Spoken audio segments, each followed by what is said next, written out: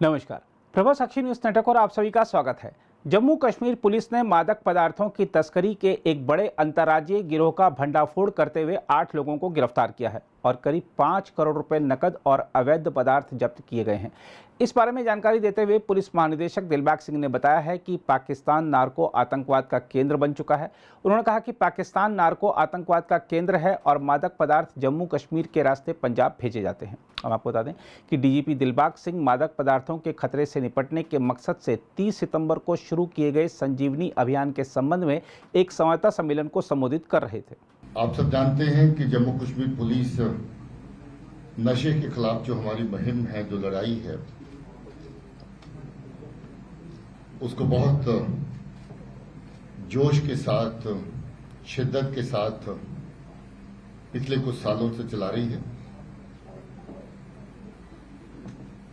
नशे का सोर्स जो ज्यादातर मैं आपको पहले भी बता चुका हूं कि पाकिस्तान की सरजमीन है, जहां से नशे की तस्करी बहुत बड़ी स्केल में जो है वो बाकी खित्तों में होती है। जम्मू कश्मीर भी एक ऐसा रूट है जिसको बार बार इस्तेमाल करके पाकिस्तान की एजेंसीज और बहुत बार पाकिस्तान की दहशतगर्दी के चलाने वाले जो वहां पर अलग अलग तरह के आका हैं और दहशतगर्द तंजीमों के जो लोग उसमें सरगुना हैं, जो काम करते हैं, वो भी इस तस्करी को नार्को टेरर के जरिए से इस्तेमाल करते हैं ताकि जहां पर मरती हुई दहशतगर्दी में फिर से जान फूंक सके। जो रिसोर्सेज, जो फंडिंग दहशतगर्दी को चलाने के लिए जरूरत होती है, इससे आने वाले पैसे को दहशतगर्दी को चलाने के लिए इस्तेमाल कर सके।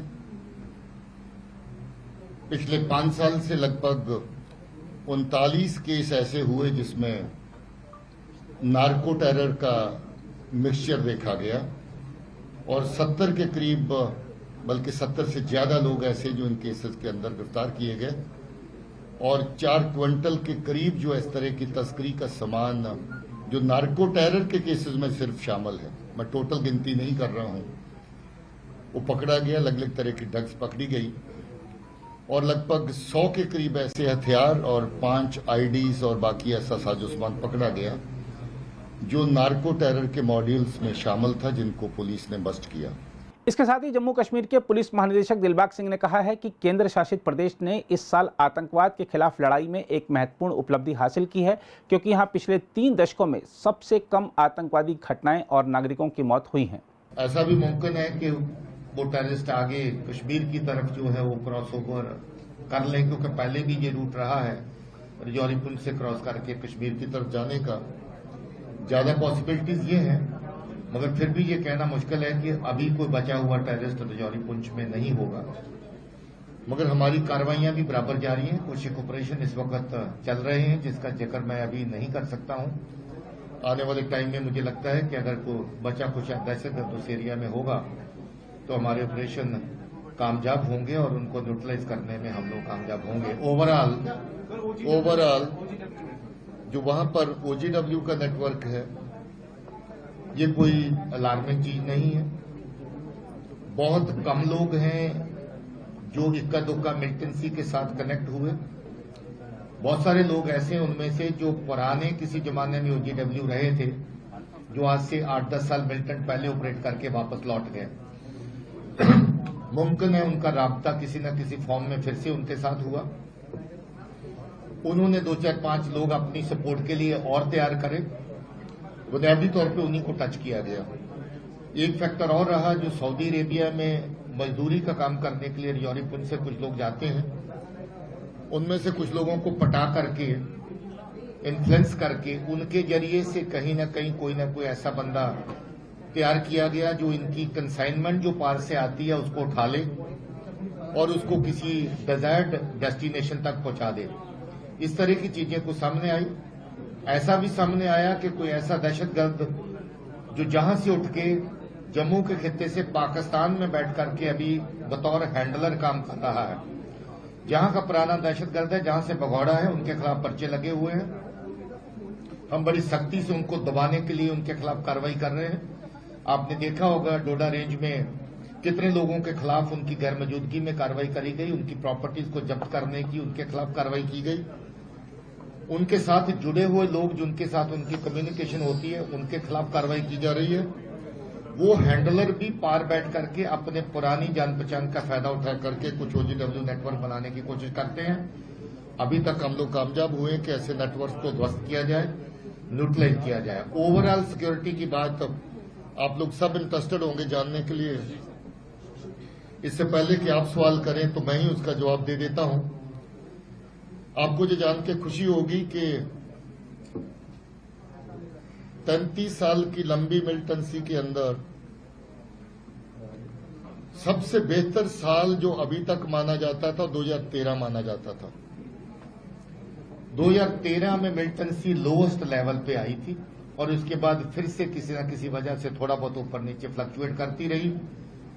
कभी कोई केस हुआ, कभी को बुरहानवानी हुआ और उसके बाद ऐसे मौकों का फायदा उठा करके मिलिटेंसी को फिर से जिंदा करने की, लोगों के इमोशंस को विप अप करने की, मिलिटेंसी में ज्यादा लोगों को शामिल करने की पाकिस्तान की एजेंसियों की कोशिश कामयाब हुई और मिलिटेंट्स की तादाद, टेररिस्ट की तादाद और टेररिज्म रिलेटेड एक्टिविटीज की तादाद काफी ज्यादा फिर से बढ़ गई और लगभग 17 तक उसकी पीक आ गई, 17 से 18 तक उसकी पीक आ गई। मुझे ये बताते हुए खुशी है कि उस पीक को फिर से हमने ट्विस्ट कर दिया है। 18 के बाद अगर आप 23 में पहुंचेंगे तो ग्राफ जहां पहुंचा है कि कभी 13 का ग्राफ जो था उससे भी बहुत नीचे मिलिटेंसी का लेवल आज की तारीख में आ चुका है। अगर आप मुझे उदाहरण के तौर पे पूछेंगे कि 2013 में टेरर रिलेटेड एक्टिविटीज कितनी हुई तो 113 केस थे 2013 में, जो लोएस्ट माना जाता था तब तक का। और अगर इस साल का पूछेंगे तो सिर्फ 42 केसेस हैं। 113 के मुकाबले में सिर्फ 42 केसेस हैं। आप अंदाजा लगाएं कि 2013 से भी हम 200 गुना 300 गुना ग्राफ जो उसको नीचे बेंड कर चुके हैं जहां तक टेररिज्म का और टेरर रिलेटेड कार्रवाई का जिक्र है। लैंड ऑर्डर का जिक्र अगर करें तो उसकी लोएस्ट कार्रवाई, लोएस्ट जो आंकड़ा माना जाता है वो 26 का था 2022 में। पिछले साल 13 में लोएस्ट नहीं था, 2022 में लोएस्ट था और टोटल तादाद थी 26 लैंड ऑर्डर इंसिडेंट्स की। इस साल तादाद कितनी है? सिर्फ 3। 26 के मुकाबले में 3 लैंड ऑर्डर के इंसिडेंट और उनका भी संबंध किसी मिलिटेंसी के साथ नहीं है, मिलिटेंट के फ्यूनरल प्रोसेशन के साथ नहीं है। आम तौर पे जो एडमिनिस्ट्रेटिव इश्यूज होते हैं या बाकी चीजें होती हैं उनको लेकर के, तो 26 के मुकाबले में 3 इंसिडेंट लैंड ऑर्डर के फ्रंट के अगर आप देखें तो हम टोटल नॉर्मलसी के ऊपर पहुंच चुके हैं लैंड ऑर्डर के इंसिडेंट्स को लेकर के।